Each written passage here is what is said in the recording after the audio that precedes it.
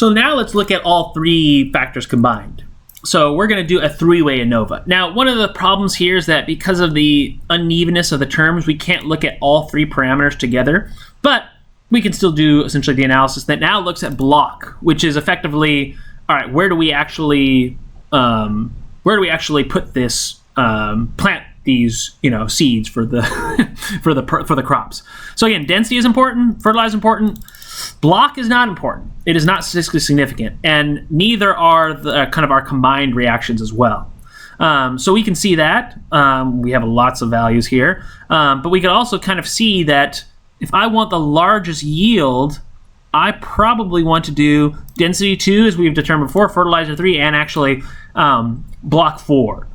But again, the block is not statistically significant for the results. And actually, you can see, excuse me, I misread this.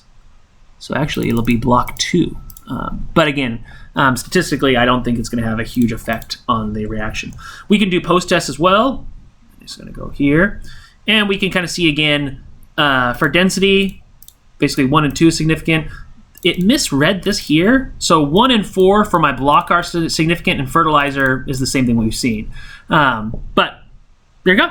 That's a good way to run an ANOVA test. So this is very valuable, especially if you're running a parametric study, to see which of your parameters has the largest effect on your outcome. And we'll see you all in the next video and the problem set that does this problem, which is a fun one. Elden Ring. That will, I'm sure, never age.